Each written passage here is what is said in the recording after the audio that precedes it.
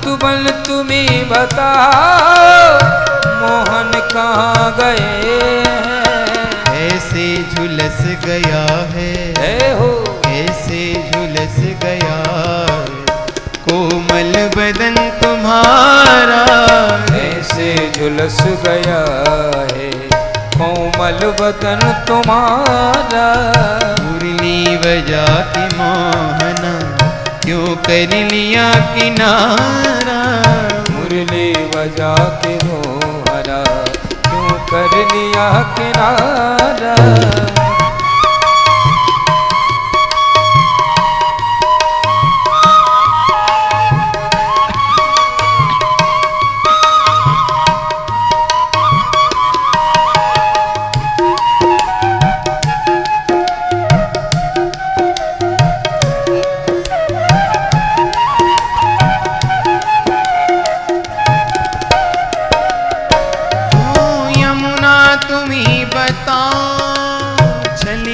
कहाँ गया है।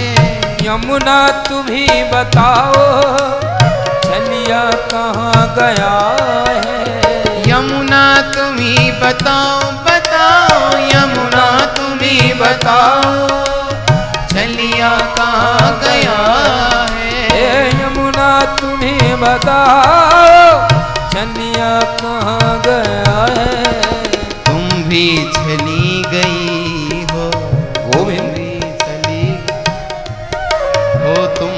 चली गई हो तुम भी चली गई हो। कहती है तेज धारा तुम भी चली गई हो। कहती है नील धारा। बंसी बजा के मोहना क्यों कर लिया किनारा। बंसी बजा के मोहना क्यों कर लिया किनारा।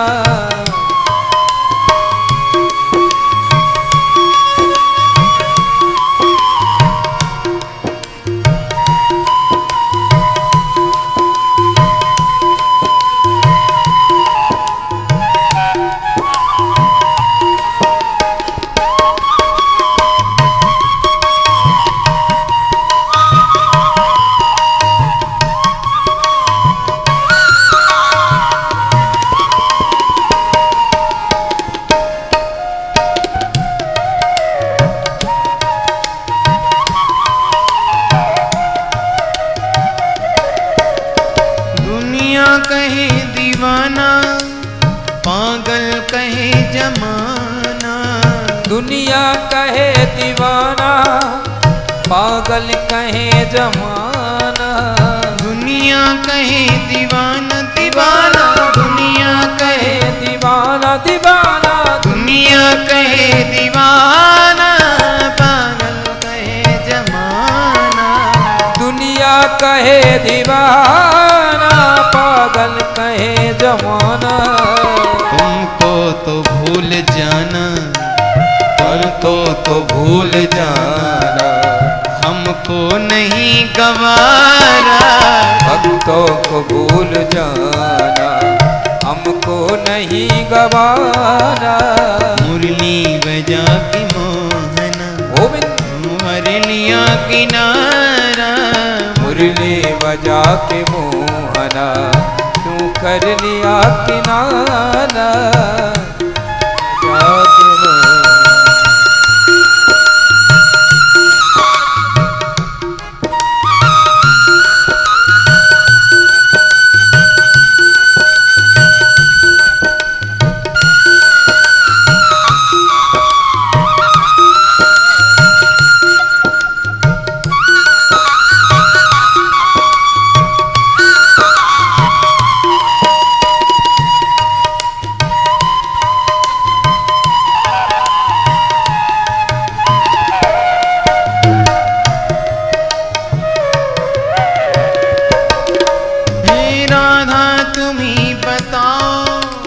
तेरा श्याम कहाँ गया है।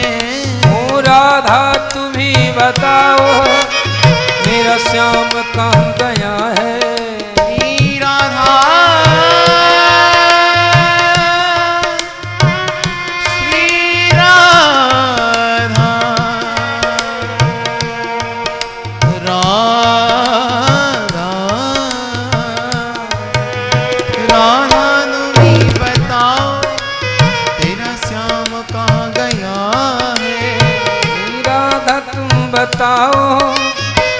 मेरा श्याम कहाँ छिपा है। तुम भी द्रवित हुई हो, तुम भी द्रवित हुई हो, तुम भी द्रवित हुई हो, तुम भी द्रवित हुई हो। कहती है अश्रुधारा तुम भी द्रवित हुई हो, कहती है अश्रुधारा। मुरली बजा के मोहन क्यों कर लिया किनारा। मुरली बजा के मोहना क्यों कर लिया किनारा। वो क्यों कर लिया किनारा, किनारा क्यों कर लिया किनारा। क्यों कर लिया किनारा, किनारा क्यों कर लिया किनारा। अपनों से हाय कैसा व्यवहार है तुम्हारा। अपनों से हाय कैसा व्यवहार है तुम्हारा। मुरली बजा के मोहन क्यों कर लिया किनारा। मुरली बजा के मोहना क्यों कर लिया किनारा। क्यों कर लिया किनारा, क्यों कर लिया किनारा।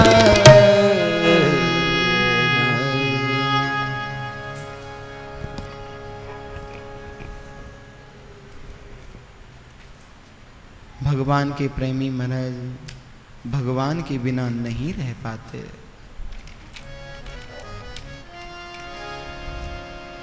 एक बार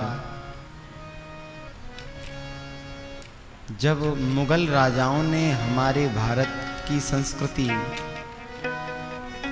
सनातन धर्म के ऊपर आक्रमण किया था,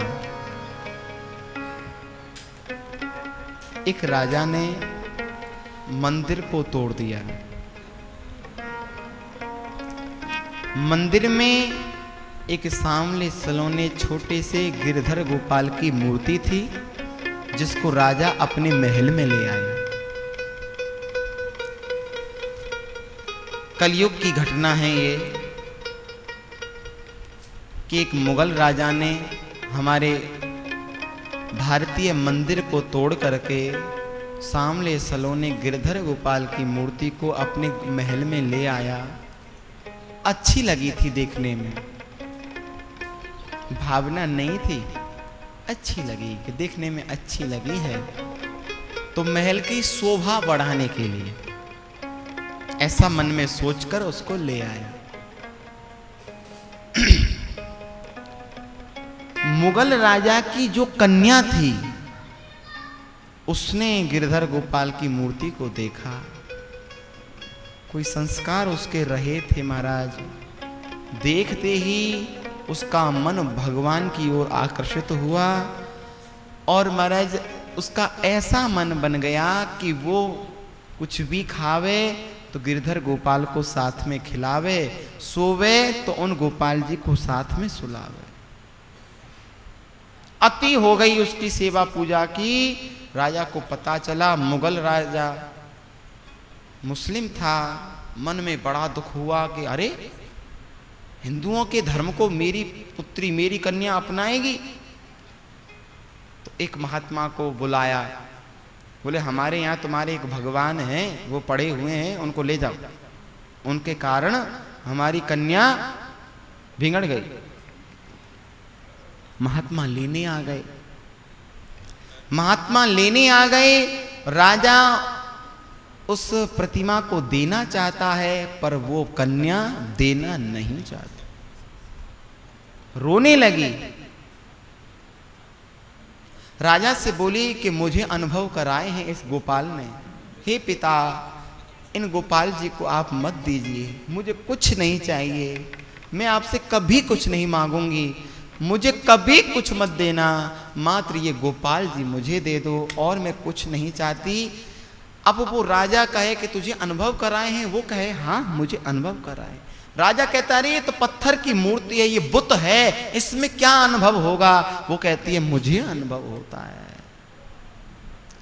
राजा बोला ठीक है तेरी परीक्षा मैं लूंगा, अगर तू सच्ची है तो देख तेरे सन्मुख मैं ऐसी हजारों प्रतिमा रखूंगा और तेरे नेत्रों पे पट्टी बांध दूंगा।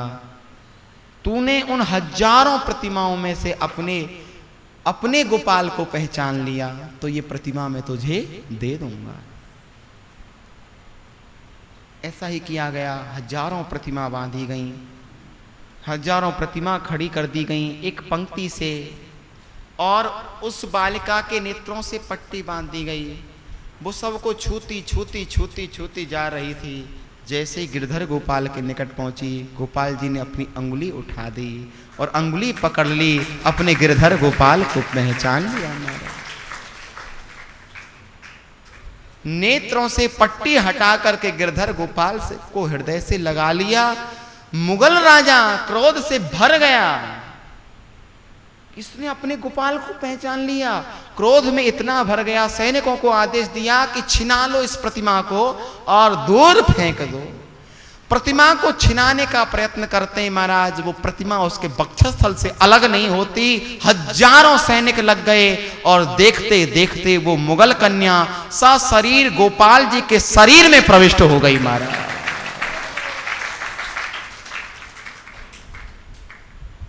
ये सच्ची घटना है, इसी कलयुग की घटना है।